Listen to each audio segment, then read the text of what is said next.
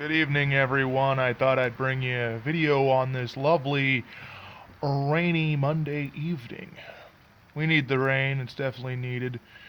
Been awful cold lately. I'm not gonna get into global warming, but hey, where's that 120-degree heat we always hear about for the 2 or 3 days out of July or August?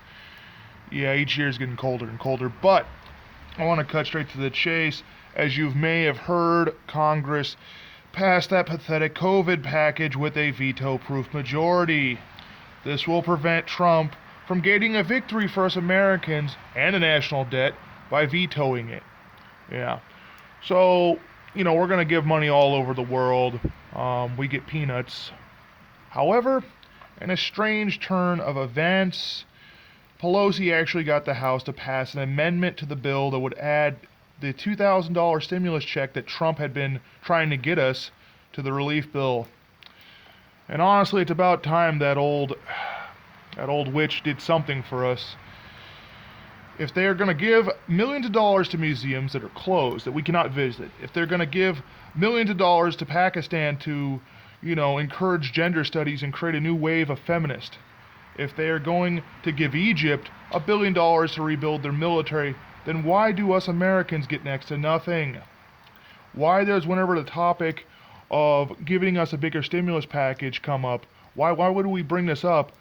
Do people start talking about the national debt? They don't mention it, the national deficit when we're talking about giving money to Egypt, when we're talking about giving money to Latin America, South Asia, when we give money to Pakistan. No. We're not going to talk about the national deficit then. No. That's foolish. But when money is being considered to be given to us, money that will help millions of people survive, pay their rent, afford bills, and clothe their children, yeah, then all of a sudden the national debt is brought up because obviously us Americans aren't worth that. Yeah, the third world is first in the agenda of Congress. I mean, we shouldn't be surprised. Especially when you consider that people can't work because these pointless lockdowns that the governors of California, Wisconsin, Michigan, and numerous other states, they've put us through. They've put us through. So yeah, we have to endure these lockdowns. We have to watch our money get sent overseas while we get peanuts. So Nancy better get that through, and she did. And now the Senate, it goes to the Senate, and we're going to see what they're going to do. Whew. Yeah, I don't have high hopes for that. I do not have high hopes for that. I really don't. And speaking of things that leave me upset and hopeless, Gavin Newsom, our favorite dictator, has come out today and said that, and this is no surprise to anyone, has said that the lockdowns will continue into January. It'll take another 2 months before things get better in the ICUs. We might be going till February. Oh my God. Shh. Just so stupid. Everyone just, hide under their tables like we did in the 50s when there was a threat of an atomic bomb going off. That'll protect you from corona. Wrap a diaper around your face. That'll save you from corona. Asymptomatic spread has been numerously shown by scientific studies to not even be a factor with this virus. So, yeah, there you go. Anyway, let's get back to the point here.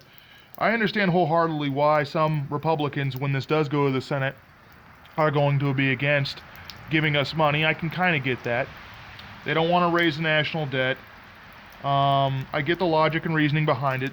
They also want to punish blue states for these loony lockdowns that are completely divorced from science and reality. However, in my opinion, it is not the time to punish Americans who need help. Everyone out there is struggling in their own way. If you don't have a job, how are you feeding your family? If you can't work, how are you getting your rent paid? How are you paying your mortgage? These are questions that every American is asking the government. Like, what are you going to do for me since you're not going to let me work? Especially in California. And at the end of the day, how are the Republicans going to come out and say, oh, the national debt? Where was that attitude when the COVID relief bill was being discussed? Where was that attitude when we were talking about in Congress, talking about giving millions of dollars to Latin America, Southeast Asia, the Middle East, you name it, they're getting money. $500 million for studying certain types of fish. What does that have to do with the coronavirus relief? What does that have to do with COVID? Studying fish. Where was their conservative concern over money being given to Pakistan to teach gender studies and all of that nonsense? These are questions that you have to ask. Because all of a sudden, when it comes to giving us checks, when it comes to helping us out, they care all of a sudden about the national debt. And I've noticed this from some Democrats too. It's not just Republicans. All of a sudden, their fiscal responsibilities have come out after how many months? How many millions of trillions and billions of dollars have they tacked onto the national debt in 2020 alone? But now all of a sudden they care? It's ridiculous. You got states that are locked down, and you have countries in Europe that are giving their citizens $2,000 a month. Canada's getting $2,000 a month to sit on their ass. What about us? We're just stuck in our homes trying to find jobs and, money by selling our belongings. My dad's selling all of his golf clubs just to, cover his rent next month. I mean, things are getting pretty bad here. He got laid off. He still hasn't gotten EDD money. It's just ridiculous. But I can talk about that until dawn. Anyway, so yeah, Republicans were quiet about all this wasteful spending when they voted to pass the bill, but now when Americans are being considered, they want to stand in the way. In my opinion, it's time to ban lockdowns. Either that or just give us the money we need to survive, because this is getting ridiculous. And as always, CNN is already framing this as a national debt issue after Congress passed trillions of dollars this year, like I said. And I can read the article. I got it right here in front of me, but I'm not gonna repeat it. I'll just repeat this one sentence. A $1,600 increase will massively add to the national debt. Yeah, that's what CNN says. This claim is nonsense, giving billions of dollars to the rest of the world while us Americans suffer and go broke and end up homeless will ultimately, in the long run, become a much bigger strain on society than Pakistan not getting millions of dollars to teach women to hate men. That's my opinion. You don't like it, I understand, but I agree with equal rights for women. Women and men are equal. I'm not against that. What modern feminism has done, though, is basically taught women to hate men, taught women that they're superior to men. No, we're all created equal. I'm sorry. We're all humans. We all have the same blood. We all bleed the same if you stab us or if we get cut, Don't even get me started on that, but I'm not here to talk about that. The government is already spending us into unimaginable debt, but yeah, when it comes to giving us money we need to survive, they want to be against that. That's my point I'm trying to make. We're going to move on from that, though. Actually, I have one last thing to say. Why are they trying so hard, CNN, to make us Republicans look like the bad guys when Nancy Pelosi has been filmed numerous times saying that she will never pass a stimulus check, while Trump's in office? She'll never pass a stimulus check. That's what her own words. Numerous times since May, multiple opportunities. Each time she shut it down. She wasn't going to pass this. And now all of a sudden she's trying to make her party look like the hero by voting for this $2,000 check that it was Trump's idea from the get-go. But hey, what do I know? And I know there'll be people out there, I've met them, who said, oh, Bernie pitched his, idea for $2,000 checks a long time ago. He was talking about this back in February. Well, yeah, okay. Then why did the Democratic National Party, the committee there, why did they choose Biden? Why was Beijing Biden their man if Bernie Sanders was the popular candidate? You want to blame Trump and you want to say Biden was, not a non-issue. Well, and you want to blame Trump because Bernie didn't get elected. No. Point the finger at your own party. They're the ones that picked Biden. Yeah. In Biden's own words, he's a one-horse pony. He's been riding that same donkey for 47 years, and what has he done for America? It's just pathetic. And talking about Beijing Biden, that brings us to Section 230, which is another issue Trump's trying to get the Senate to vote on, to debate on, revoking Section 230 protections to YouTube, Twitter, and Facebook. Now, unlike what the mainstream media will tell you, this is not going to affect the internet. This will not affect the internet. What it will do is it'll affect social media. I consider social media separate from the internet. When you go on sports pages or you go to other websites, they're all publishers, yes. But at the same time, Trump is specifically talking about Twitter, Facebook, and YouTube. He's not talking about ESPN.com. He's not talking about numerous other websites like Tumblr or whatever, other place people go to. I don't know anyone that goes to Tumblr. That place is a joke. But the point I'm trying to make is it's not going to affect the majority of the internet. It won't affect your TikToks or any of that nonsense. It won't affect It won't affect other stuff. But what I'm trying to say is, unlike the FCC guidelines that dictate when and where vulgar language could be used on television in the past, these mainstream, social media platforms, they don't abide by those laws. They have no such rules or standards that dictate that. But the people running YouTube can pull down any video they please if the wrong word or phrases are uttered. Consider that. If I use the F word in regards to Biden, if I use that word and start talking about the election and go off on a tangent, there's a 50-50 chance the video will get yanked, even if I only have one view on it. So, yeah, they got AI bots, they got the algorithm to do their dirty work.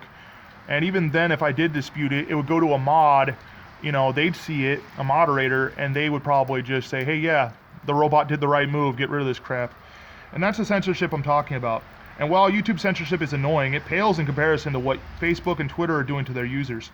Somehow they have managed to make YouTube look like the good guys by their practice of banning people at random for using improper pronouns, talking about the risks associated with the current COVID vaccine, and believe it or not, but 2 users on Twitter have been banned for President Trump retweeting their tweets. I can't make that up. They've been banned for that. I mean, it wasn't even what they said. It was the fact that Trump retweeted it and got it to a larger audience. I could literally talk about that and how these platforms do not deserve protection under Section 230 all night long, but we're not here to do that. No. I don't have all night, neither do you. That being said, they don't deserve to be protected as publishers. If they're editing and censoring the content published by independent entities, it doesn't matter if it's my post or a company posting on their platforms. They are going beyond what Section 230 protections dictate when they start, cutting. They'll delete your post, they'll censor your post, they'll ban you, they'll suspend you, all for saying the wrong thing. It pisses me off.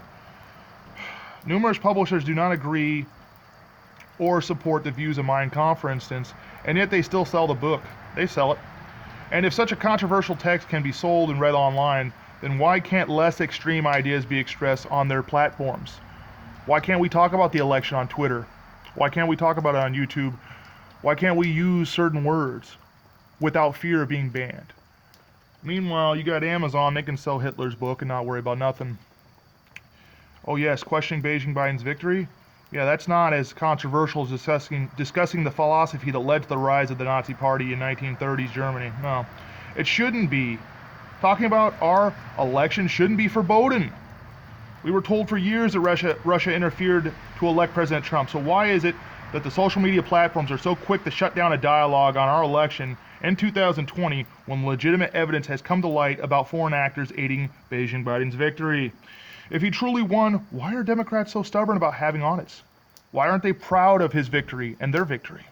They got their man into office. They voted 80 million plus votes, believe it or not. I don't. But why don't they allow things to be audited? Why isn't there a national discussion? Why must social media shut it down the moment anyone brings it up? The only thing that I find funny is that certain posts by Trump are allowed to stay up and then others are instantly deleted. They're hidden. They get those stupid fact checks under them. So yeah, that's my little rant. If you stayed this long, hey, kudos to you. I gotta give you credit because that was a doozy. My longest one to date. So anyway, I want to wish you well. I hope you're surviving out there because the rain is coming. Not just physically, but metaphorically. Good night,